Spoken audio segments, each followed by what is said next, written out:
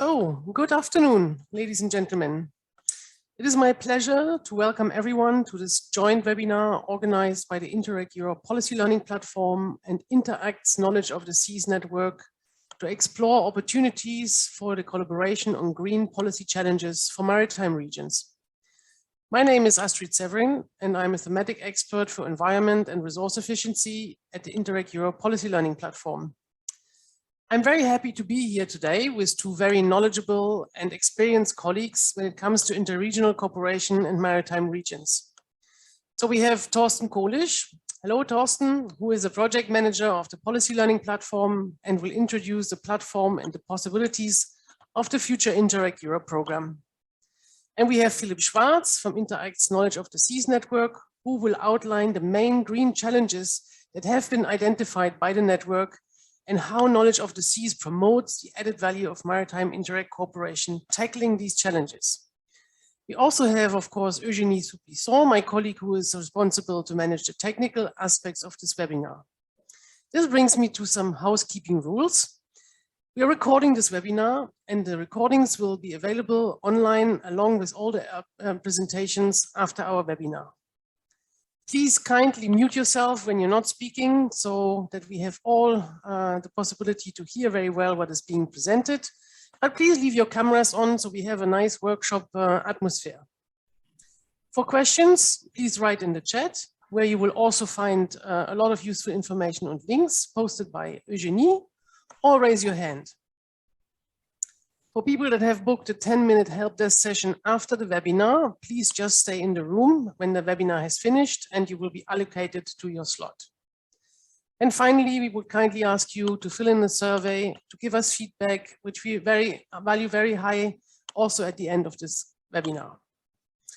Before giving the floor to the colleagues, we have prepared two polls to also get to know you a little bit better. So I would like to ask Eugénie to please launch the first poll. So what is your background? Single choice, of course. Are you a regional or local authority, a regional development agency? Are you coming from an Interreg program or academia or an NGO or another organization? Please kindly answer now.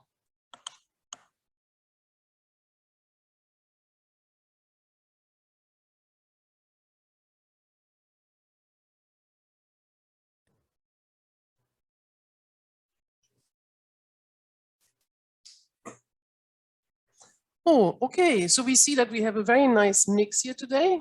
No regional development agency, but many Interreg program representatives, also academia, and a lot of other organizations.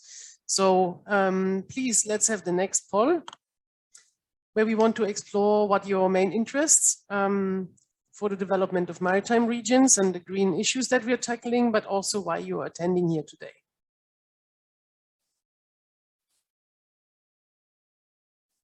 So please vote now. This is multiple choice, so you can, of course, choose several of the different issues that are mentioned. So are you interested in circular economy and marine litter, or more in coastal tourism, natural and cultural heritage? Are you interested in renewable energy issues, ocean energy, and so on, and sustainable mobility? Or are you here to learn more about the policy learning platform or to find partners for future projects? There's a lot of opportunities there. So when you have voted, let's see. Okay, a lot of interest in all of the subjects. Frontrunner is renewable energy and sustainable mobility, which is not not amazing because, of course, the blue economy is calling for that. So very good. So we hope that you will meet all the information, the partners that you're looking for in this webinar. And I will give the floor now to our first speaker. This is Thorsten Kohlisch, who will present to us the Interreg Europe and the Policy Learning Platform. Please, Thorsten, the word is yours. Yes, yes. Thank you very much, Astrid. Thank you very much for the introduction. Of course, before opening my presentation, let me also say thank you to our colleagues from Interact, dear Philip, dear colleagues, for the possibility to jointly address the blue and green challenges many of us are facing. And of course, big thank you to all the participants interested in possible solutions and cooperation opportunities. Now, the big challenge for every online event to share the screen.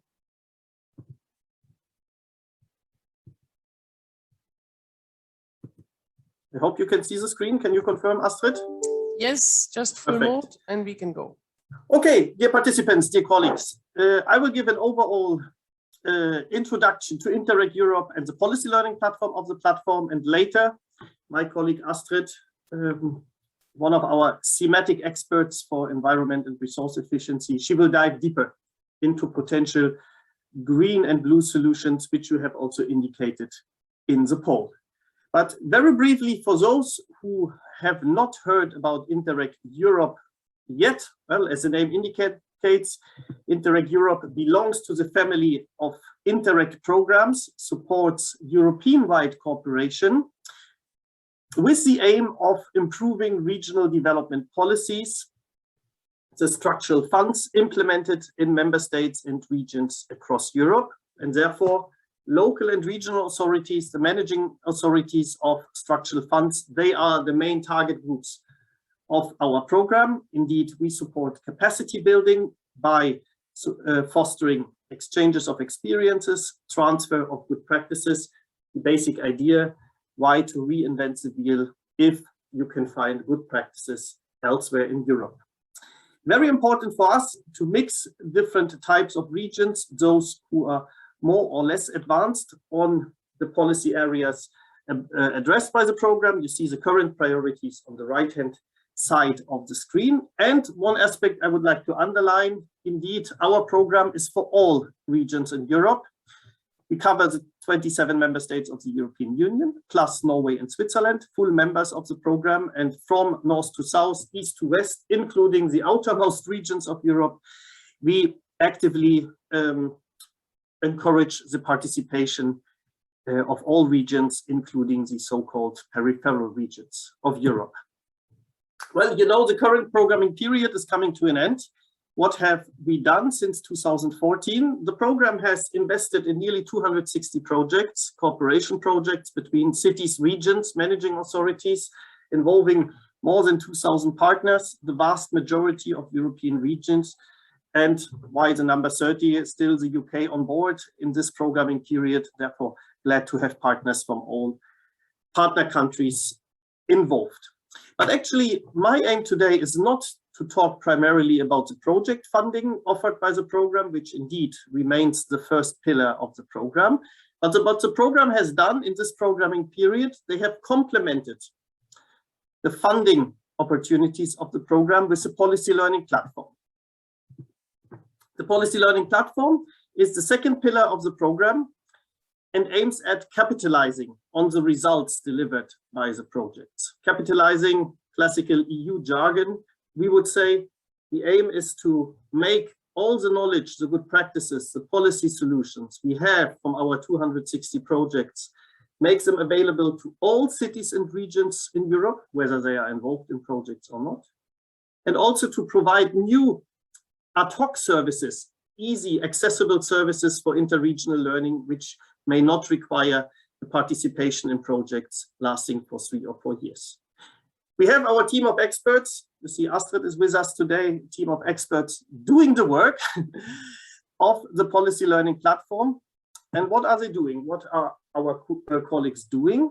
They look into the good practices, the policy solutions delivered by the projects, reported by regions. They organize webinars, workshops, events to promote them, also looking at the latest European trends, listening what are the hot topics in cities and regions across Europe.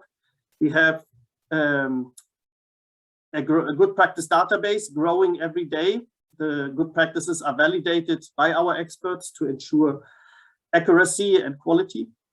We draft targeted policy briefs, publications. Astrid will tell more about the activities on the green and blue topics addressed today. Just some examples, first appetizers you can see here. Of course, many regions dealing with maritime challenges, such as reducing the carbon footprint of ports or integrating renewable energy production in port infrastructures. Astrid will tell more about the different topics later on. Of course, the webinars, the workshops organized online over the last 18 months, nonetheless, with the ambition to make them interactive, to provide different views on the subject, of course, the regions, the good practice owners, but also keynote speakers like the European Commission, key players on the subject, always with the possibility to have targeted exchanges also in smaller working groups. Furthermore, we go beyond webinars, workshops, publications. We offer targeted support in the form of peer learning, so-called peer reviews, lasting for 2 full days, or matchmaking sessions, very suitable for the online format, lasting 90 minutes, 2 hours. The idea is the same. Regions, cities, they can put their questions, challenges on the table and ask the policy learning platform to identify experts from other regions, the peers, who can help them tackling the challenges they are facing at their doorstep. Very simple application form, 2 pages only, and the process is accompanied by our experts from A to Z. And you can see here, without going into details, we have been very busy just before the summer break for peer reviews in just 2 weeks, serving different cities across Europe. Maritime issues have also been on the agenda. For instance, how to turn the current port infrastructures into smart ports. The Hauts-de-France region in France, our host, supported with peers from Spain, Greece, Italy, and Germany on the question how to digitalize port infrastructures, reduce the carbon footprint, and also turn ports into innovation hubs for maritime businesses. Just to give an example, Astrid will dive deeper later on. Well, what I can say with confidence so far, feedback from our participants has been very encouraging. Of course, if you see 100% satisfaction rate, well, you may wonder. But we are very confident. We get back to the peer review hosts 1 year after the peer review was held, evaluate and discuss with them the impact, the follow-up. And so far, indeed, all the feedback has been very positive. The practical value has been confirmed. Last but not least, we should also look at our future generation of policy experts. Therefore, we have started teaming up with universities such as the Zuid University in Maastricht, the Netherlands, integrating the peer learning concept on regional policy challenges in the curricula of the university, and always open to test the concept with other universities in Europe as well. What we tell our beneficiaries, well, first of all, why you should team up with the policy learning platform. We believe with the critical mass of projects we have, the solutions at hand, we can offer this wealth of policy solutions to anybody working on local and regional policy challenges. We truly believe that we go deep into the subjects from practitioners.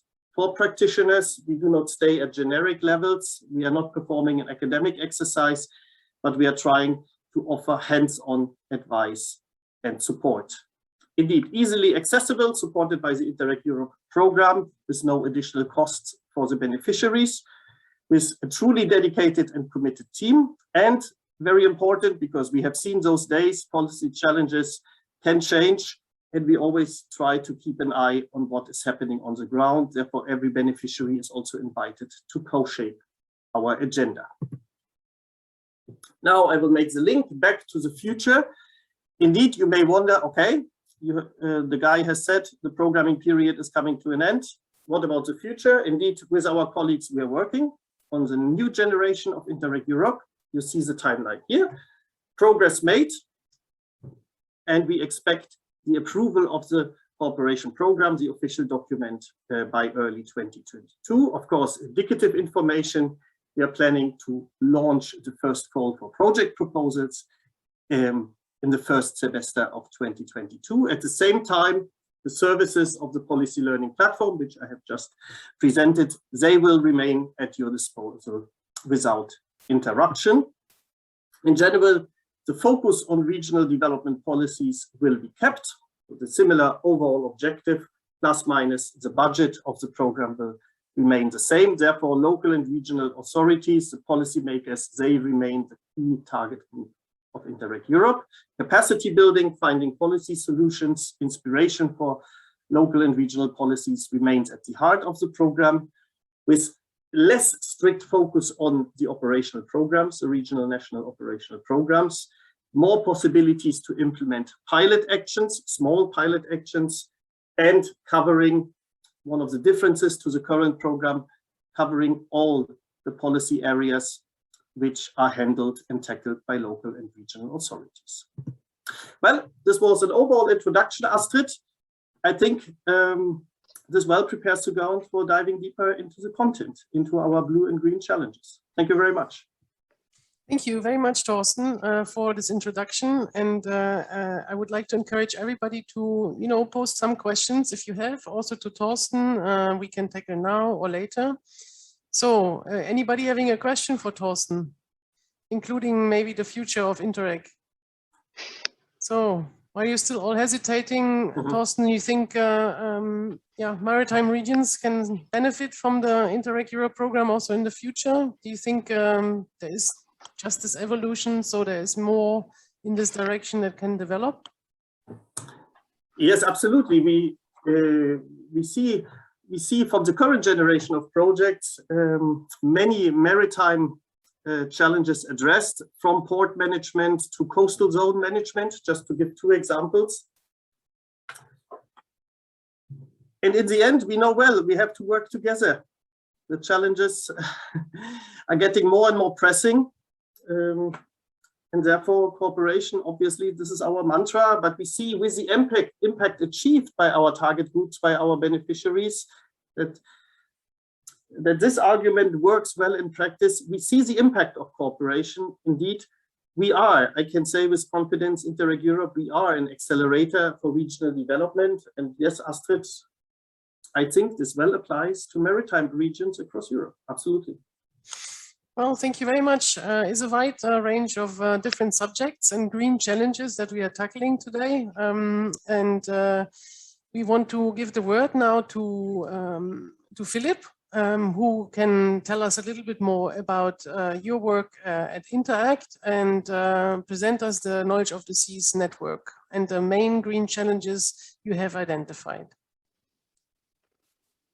Thank you very much, Astrid, and also Torsten for your kind words. And I would like just to take up on where Torsten stopped on cooperation. I'm very happy that we organized this event today in cooperation between Interreg Europe and Interact. For some in the room, you might a bit wonder about this constellation.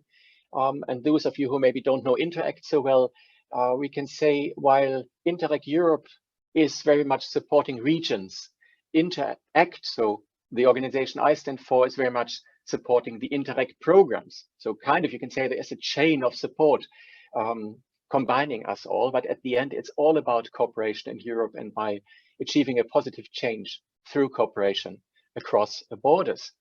So I'm also going to share now my screen with you.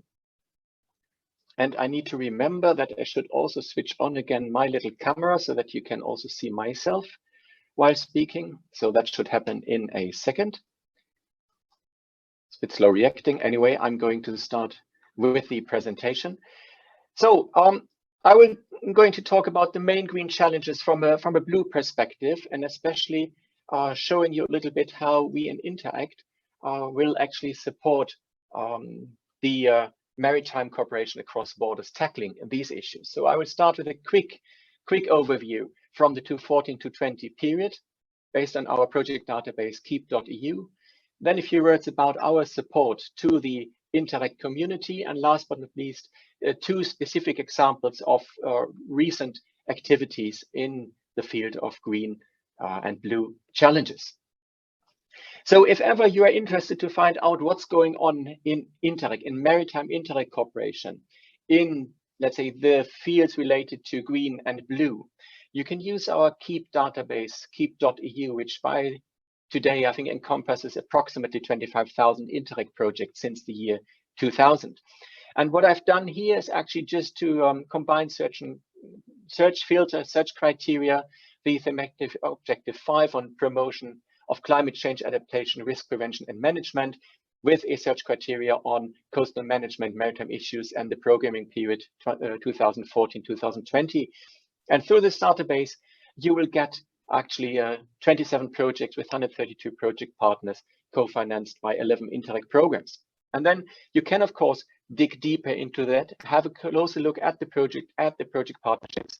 The idea behind is if you in your region, for example, are considering any activity, any cooperation in Europe, this is a very easy and straightforward way to find out what has already been done in the given field, which are the organizations in Europe dealing with it. So you could easily find also partners to link to. The presentation which we will receive afterwards actually includes several links. So you will be able later to click on wherever you see a link on the pictures and then get to the different event web pages or publications like this one. If you want to dive deeper into the projects, some of the projects co-financed under thematic objective 5, you can access a respective Interreg publication. I've done the similar search actually in keep.eu on thematic objective 6 on preserving and protecting the environment and promoting resource efficiency, again focusing on maritime cooperation in 2014-2020. And you can see here already an increased number of Interreg projects, 100 projects, 576 project partners across Europe, 26 Interreg programs financing it. And here I had a bit of closer look at what are actually these projects dealing with. And if you look at the project descriptions, how they define the objectives or what they have already achieved, you can easily identify 5 key areas these projects are dealing with. The first one is the natural and cultural heritage, which includes also coastal and maritime tourism. The second field would be ecosystems. Then comes resource efficiency, biodiversity, and green growth, including green technologies, greening of economies. So these are, if you want to say, the thematic focus, the thematic areas, most of the Interreg projects into 14-20, if you combine green and maritime, deal with. At the same time, and that's maybe also nothing surprising for those who are familiar with Interreg, it's also a lot about capacity building, about learning from each other, about developing together management processes, management of protected areas, of common water resources, of coastal zone management, environmental management, but also then really the basics of capacity building, how to tackle issues in a cross-border and a transnational manner, and especially capacity building for public authorities.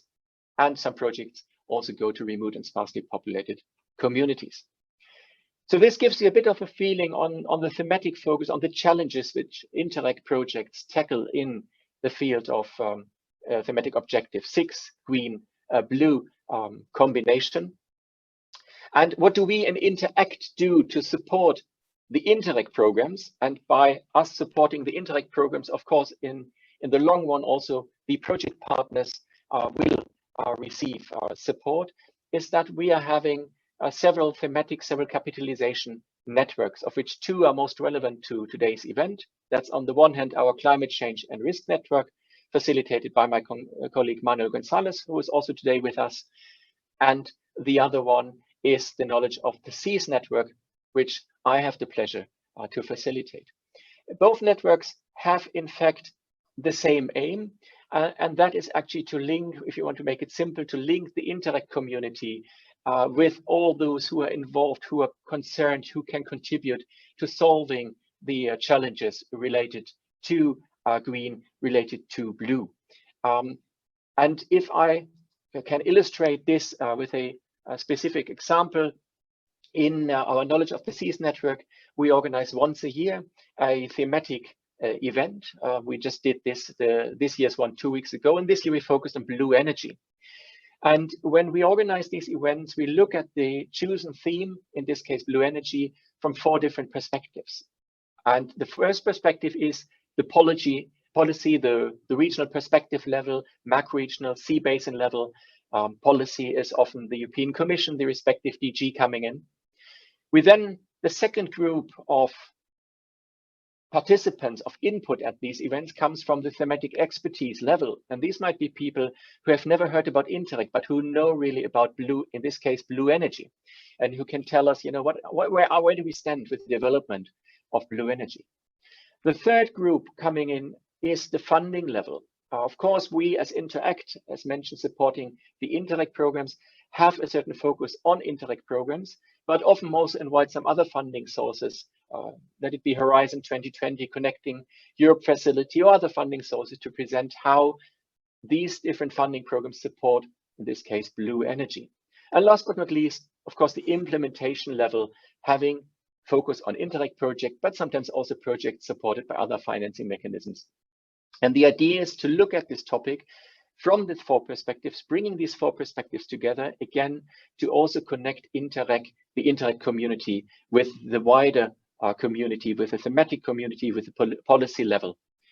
And just to get even more specific, what we have done this year, and this was a little bit of an experiment, we had decided that for the event this year, we don't want to have an event sitting 8 hours in front of the screen, having a Zoom meeting with listening to speaker after speaker after speaker.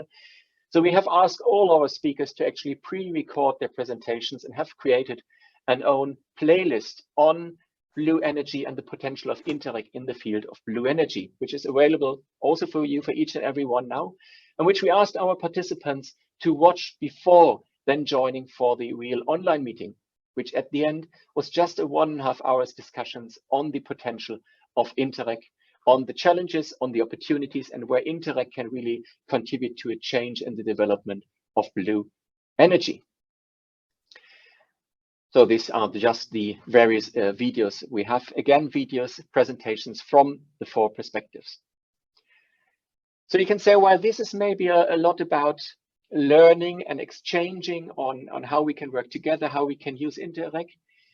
The other part of the work of the Knowledge of the Seas Network is very much about promotion. It's going out and telling what's the added value of cooperating across maritime borders. What's the added value of maritime cooperation supported by Interreg?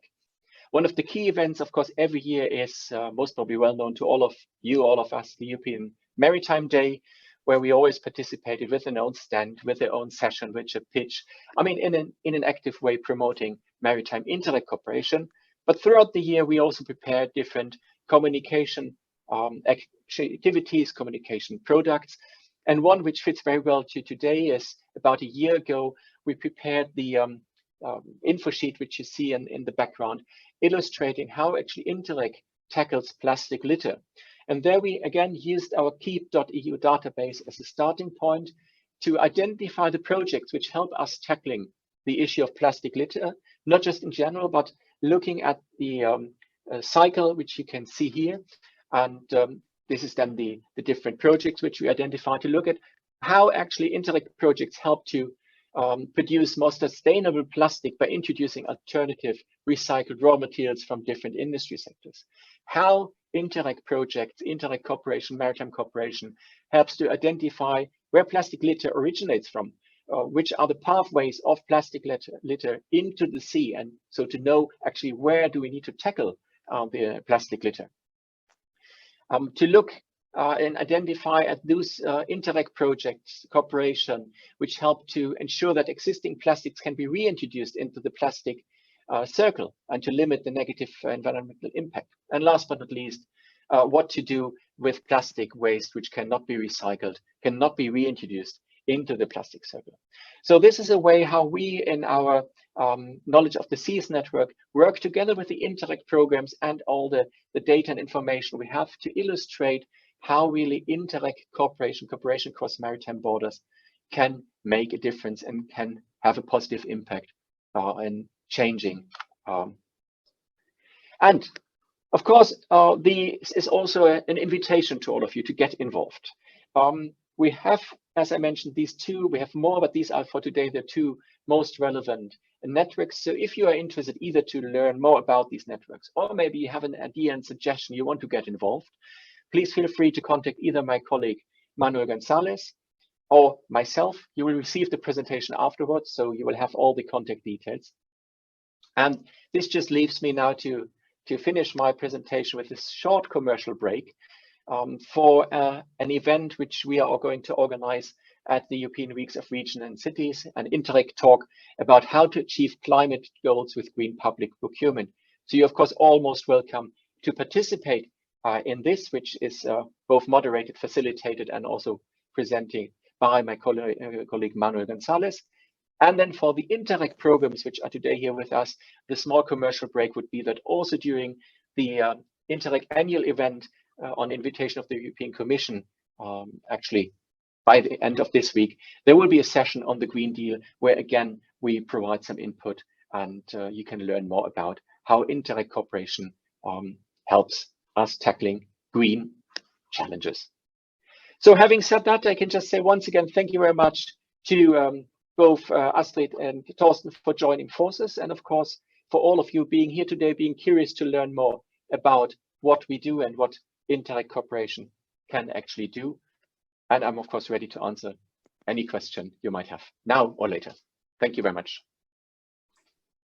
Well, thank you very much, Philip, for outlining this and showing how you are enabling the cooperation of the different Interreg programs. And you also have a thematic zoom on the different areas, which I think is very interesting. We also do something similar with a thematic zoom. I think the subjects you have mentioned, from coastal tourism through to blue energy, through marine litter, circular economy, these are all very important. We have seen this in Nepal at the beginning. That is also what brings people here to listen a little bit more how they can learn about that. So do we have some questions from our audience? Anybody wants to ask Philip anything at this point? Or maybe later? So if this is not the case, I would continue by introducing a little bit how you can actually tap into the resources of the Interreg Europe Policy Learning Platform to learn more about solutions that are available for green issues that are faced by maritime regions. So the Policy Learning Platform, now it's working. Thank you very much. So the Policy Learning Platform in Interreg Europe, they have built a huge community. Almost over 20,000 people are interested in regional development policies in all the areas, of course, that Thorsten has been presenting, not only in green challenges. And this community goes far beyond these 258 projects that have been approved by the Interreg Europe program. So you can, of course, join this community and be part of it if you're interested in exchanging on regional development. So the projects have been bringing about a lot of good practices that are being validated through the thematic experts like myself. So looked in if they are replicable, if they are transferable, if they have a good thematic value.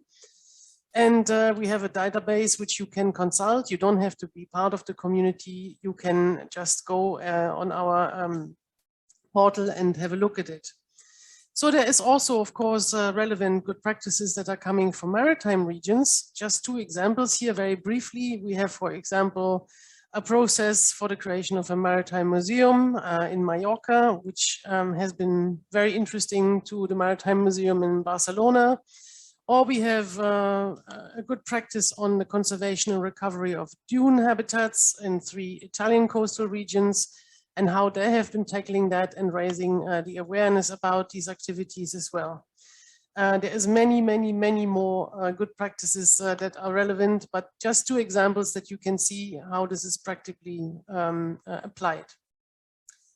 We also have a knowledge hub that is feeding from these good practices, and we are producing articles on recent European policy developments. For example, we have, of course, reported about the blue growth and sustainable blue economy developments, but we are also diving deeper into specific good practices, and we speak with the good practice owners, how they have been getting inspired from somebody, what they have been applying, how have they been able to manage a policy change, introduce a new law, or just simply transfer what has been done in another region. So we have here examples on how several cities have been daylighting their rivers, which have been disappearing for many years, or we have been looking in the potentials of water reuse with the Aquarius project of Interreg Europe. And we are holding a lot of webinars, thematic workshops, online discussions. Most of them or all of them you can watch after we have been holding these webinars on our YouTube channel and also on our portal. We have had a webinar on marine litter, which was also inspired by the work that Philip has been doing in the network, because there's a lot of interest in that issue. We also had a workshop on living rivers, a driver for sustainable regional development. The rivers, which are all at one point ending up in the sea, is also an interesting issue. And we have also looked at water and water pollution in an online discussion, which was a very lively, great discussion that we had. We're producing policy briefs, which you can look into. Here are some examples which might be of interest to you, and you have all the links and you have the presentation later, you can read them. So they bring together the good practices, the latest policy developments, and also other actors that are working in a specific sector and are of interest for our readers and audience. We issue a policy digest and you can subscribe to that, and then you will always learn what are our latest publications, webinars, stories, and so on that we are producing. So this is regularly coming out. Now, we also have what my colleagues would always call the golden services of the policy learning platform. This is individual expert support, and we have 3 different types of services that we are offering. Starting with a policy help desk, which is a written answer to a request, which you can post on our portal here under expert support. Here you could ask different questions. Then we have so-called matchmaking sessions where we would look for 2 or 3 peers that address a specific issue that you're having and discuss it with you in a 2-hour online or on-site meeting. We hope on-site will be possible very soon again. And then we have the top-notch service, which is so-called peer review. These are 2-day on-site or online meetings where you can team up with 4 to 5 peers that are helping you with a specific policy challenge that you're facing in your maritime region in this case, and can discuss it with them and get feedback from them. So these help desks can be very easy. You can ask questions about biogas, but you can also ask, of course, about ocean energy, offshore wind, or similar things. You can also ask how to best design cycling lanes in your city. So you will get an answer and many good examples from us on how to tackle these issues. And here is again the link on how to request that, very easy. The matchmakings, yeah, we have here some examples also from our coastal regions. We had a matchmaking for Burgas municipality in Bulgaria, where we were looking at pay-as-you-throw systems. They want to reduce, of course, the impact of waste in their region, and that does also reduce the marine litter. But we are looking also at lots of other issues like energy efficiency and support schemes for SMEs and implementing the circular economy. That is what you can do with that service. Burgas here has been taking up matchmaking after they had a peer review actually to go in depth on this pay-as-you-throw system scheme as they want to in general have a much better waste collection. And also our colleagues from Greece have been very happy with the matchmaking session as they have actually got so concrete input that they have developed an SME support program that has been submitted to the Greek Green Fund that is focusing on resource savings and energy efficiency upgrade. So they're waiting if that's going to be accepted, but they have used that as a huge inspiration to also design their own program. So matchmakings, you can use a form. You can also simply drop us an email and say, we would be interested in tackling that policy challenge, and we can answer you very easily. Now our service, Thorsten has mentioned it at the beginning, the so-called peer reviews on green policy challenges. Here you see what we have been doing in the area of resource efficiency and environment. We have been looking from governance and management of a nature park through to strategies for the transition to a circular economy. Last week, we had a peer review for the colleagues in Thessaloniki, looking at the SMEs working in the textiles industry and how they can reduce the environmental impact. We also worked for the circular economy in the Warmińsko-Mazurskie Voivodeship in Poland and so on. And we hope in the next year, we will have our first on-site peer review again with the colleagues from Porto, to look also at separate biowaste collection schemes and pay-as-you-throw systems, a very hot topic at the moment. With the people from Greifswald, also located at the Baltic Sea this time, we looked at a completely different subject, how they can rehabilitate a former landfill and make it accessible for the city again as a nature park or a space for sport and recreation and so on. And they had 4 very knowledgeable peers that helped them to tackle that challenge. And also the people from Burgas, which had this peer review, have been very happy. They have been stating that they didn't had to reinvent the wheel. They could learn from other people how they have been doing it, and they saw what worked, what didn't work in other regions, so they can apply it very easily with themselves.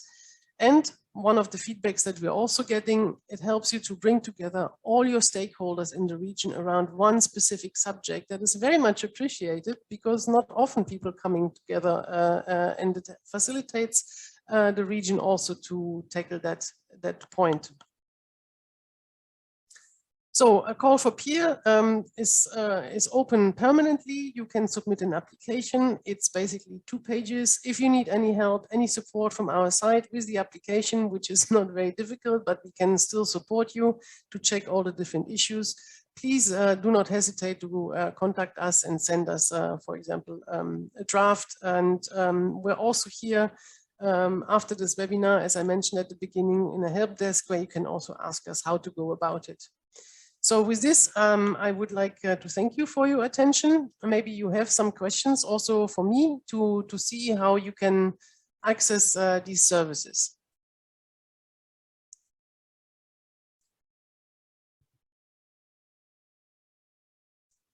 People are very quiet today.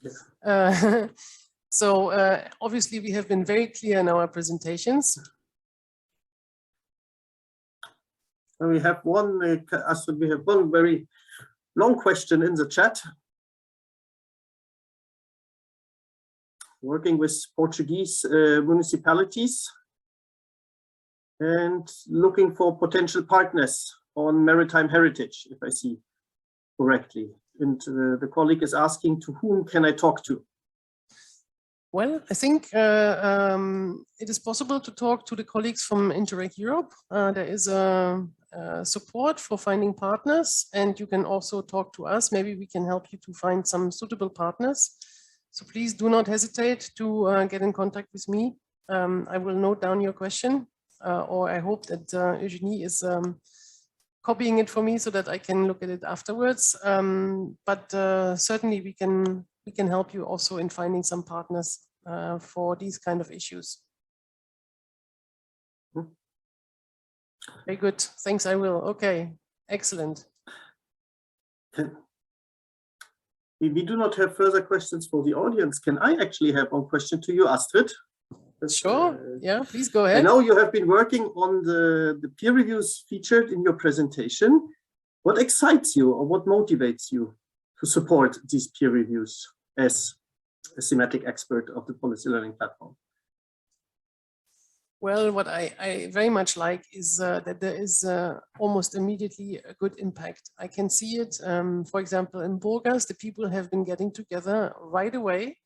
They made a plan, they have been meeting with different stakeholders, and they decided to tackle different issues right away. So that was, now they're implementing it, and they're also using it for the next programming period. And the same goes for Greifswald, for example, with the landfill rehabilitation. They have also been getting together, they decided which things they want to do. They're using also the possibility to have a study visit now to see one of the peers and learn directly on the spot what they have been learning in the peer review. So this impact and this immediate reaction that is really impressive, and that really motivates me in these peer reviews. It's really beautiful to see. I think we have one more question in the chat, Astrid. What about topics like clean shipping, aquaculture, or offshore energy? Yeah, we have been giving you examples that are maybe not directly now from the blue economy, but we hope that in the future we can work much more on that. We have examples, and that's why we are here actually also in this webinar, to raise your attention that these topics can be discussed, and we also have a good community that can serve you in these topics. For the moment, for example, we have cultural heritage in mountain regions. So in the future, we would like to do this for maritime regions as well. Maybe not with a cultural heritage focus, but coastal tourism would be very interesting. So it's not hardcore blue economy yet. That's why we are also here, so that you can see that we can actually also serve these topics. Maybe Philip, you want to answer also something to that? I was actually just typing something in the chat. Of course, with our knowledge of the SEAS network, which is a maritime network, and maritime being very broad, we have every year different thematic focus. And I mean, if I just look back the past years, this year it's blue energy. We had 1 year was on blue skills, one was on blue growth, one was on coastal maritime tourism, one was on maritime safety and security. So we every year choose a given focus, but that's maybe a little bit the challenge for us, that maritime is difficult to grasp because it includes everything. I mean, compared to thematic networks, which clearly focus on one specific, like transport. We have a transport network. It's quite crystal clear. This network is dealing with transport issues. While maritime can be transport, can be environment, can be education, can be. Yeah, it's very cross-cutting. I mean, we could have coastal tourism, we could have biking lanes, of course, we can have trails, we can have nightlight viewing. We have a very interesting subject like that from the Wadden Sea, for example. They have been building a trail there to watch the stars in the night for sustainable tourism. Of course, you can speak about offshore energy. I have mentioned biogas, but I said, look, I mean, we have also the possibility to look into offshore wind or wave and tidal. There is all sorts of possibilities that we can use more. What I could complement, I think several requests on port management we have seen in the policy learning platform since 2018, also from the innovation perspective. For instance, how to turn ports into digital hubs, how to turn ports into innovation hubs, supporting the development of maritime companies, for instance. Therefore, we can only concur with Philip and Astrid, the maritime issues from all perspectives, from all dimensions, absolutely. And Thorsten, if I may continue with you, in your view, which of the services do you think would be the most interesting for maritime regions? So far, as I see, it's mainly the peer reviews that have been used, yes? Okay. And by the way, I also see one comment indeed on a matchmaking session for the port authorities of the Canarian Islands on the reduction of CO2 emissions. Indeed, I think we all know that the shipping sector is also under more and more under pressure to get greener, basically. But to come to your question, Astrid, well, we know everybody is busy. People have limited time. I think therefore the work you are doing is of added value because you extract good practices, you filter, feature them. I think even though time is limited, agendas are full, I would encourage beneficiaries, interested parties to embark on a policy learning journey. You may start by reading an article or policy brief, which you can find on the website as presented by Astrid. Maybe watch one of the recent webinars, which gives the floor to practitioners, to those having practical solutions at hand.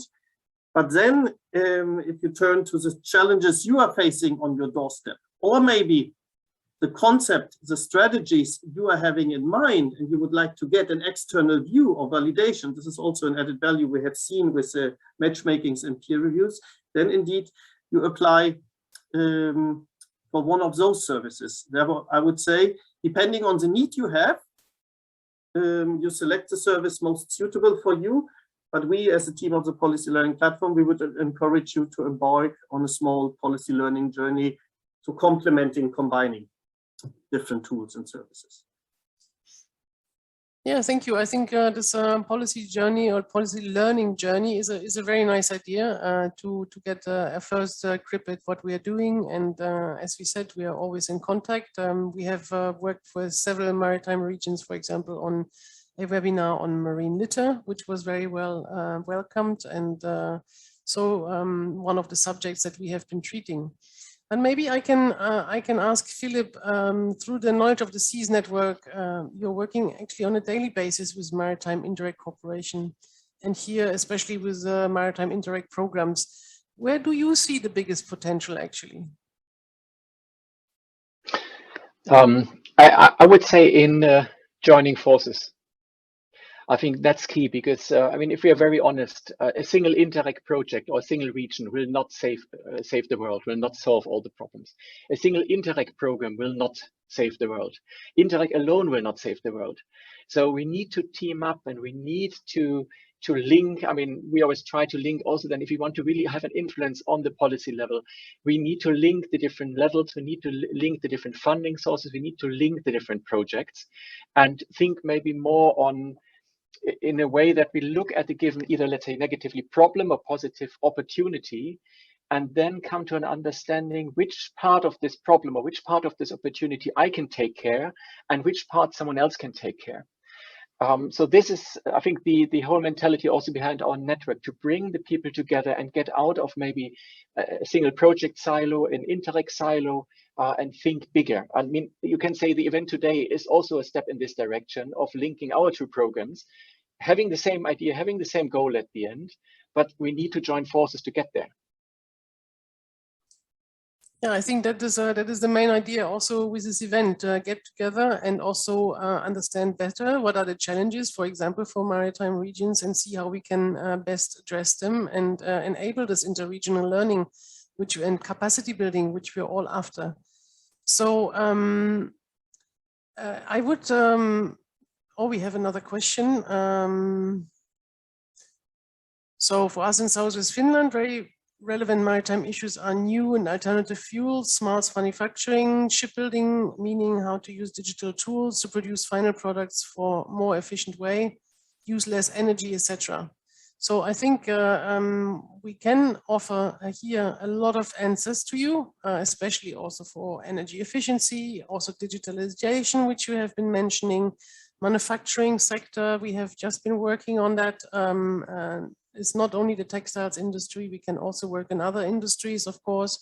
Alternative fuels, very interesting subject. So yeah, please be in contact. I think we can help you in this regard. Okay, so Thorsten and Philip, I think we have been bringing together these two programs, these two projects, and the platform. So maybe like a last word from both of you. So where do you see the complementarities and the opportunities for collaboration of the Interreg Knowledge of the Seas network and the Interreg Europe Policy Learning Platform? I think our first steps in this direction were what you have been doing on marine litter and how we can work together on that. But where do you see further opportunities?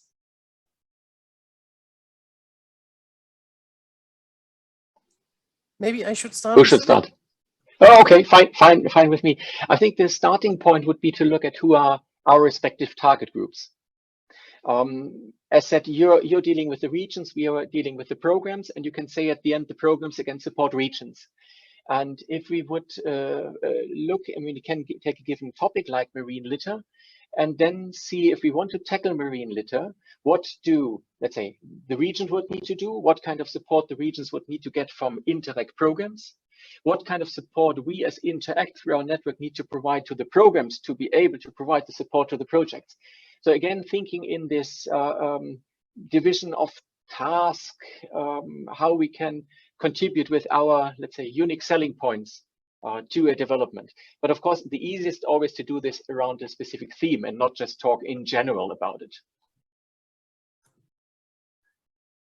I can only concur with Philip. I think, as you have stressed, Astrid, we need to strive for impact. I mean, yes, cooperation serves the idea of Europe, but we should not cooperate. We should not only cooperate for the sake of cooperating, but for achieving impact. This is our daily motivation, as you have underlined. Therefore, just building on your remarks, Philip, we have complementary target groups. And in the end, as you said, we have to work together. We shall not work in silos if we want to achieve impact with our partners, our target groups, our beneficiaries. And therefore, yes, I think we should gather around concrete challenges, concrete topics, and see how we can jointly support the ecosystems, all the players addressing these challenges. And in this context, indeed, again, this idea of a policy learning journey, let us use the network, let us use the platform, let us use the project funding offered by Interreg programs strategically. Let us combine the different support opportunities. You team up with partners, maybe you team up in an interregional peer review, which in the long run may lead to an application for project funding. So let us use the different opportunities we offer strategically and again for real impact on the ground. I think, Philip, this is our common motivation, our common denominator. Well, I think a next step could be that we are looking into which of these topics would be suitable for us. We have started with marine litter, but maybe in the future we can look at blue energy. We can even look more at ports, for example. That seems to be very interesting. Shipbuilding industry, which is one of the big issues. So maybe we can identify together some of these topics. And for all those that are looking for project partners, may I say, if you are, for example, asking what is your policy challenge, and we bring you together with some peers, I think you will have found already some really suitable partners for your future potential future projects. So these services that we're offering are also bringing together the right people around a specific policy challenge from outside and from inside your region. And we have already here a good remark, for example, from Ossi, that is saying that they're working on harbor and terminal projects ongoing in Finland. So that's one of the good ideas. And we see that the ESPON program is also running a peer learning. So let's see how we can collaborate on that level also in the future. Yeah, that is a very good idea. So thank you, Michaela, for this suggestion. So we will be in contact, and that is exactly what we wanted to achieve with this little webinar, to bring people together, to identify good challenges that we are all having and see how we can address them together with our enhanced collaboration. So thank you very much to everybody. Please do not forget that there is a help desk session now afterwards. Some of you have been asking for a little help desk, and we're here, Thorsten and I, to support you. So you just stay and don't leave the session, and then you will be allocated. And for everybody who is not now interested in a help desk or a little conversation, don't be shy, contact us. We are really happy to speak with you, also by email and so on. And don't forget to fill in our survey. We would like to have your feedback always to become better in the future. And with this, I would like to say thank you very much to everyone, to Thorsten, to Philip, to Eugenie for supporting us in organizing this webinar and for sharing their views. And I would like to say goodbye, and please stay behind if you have booked a help desk, don't forget it. Thank you very much, and see you in the future. Bye-bye.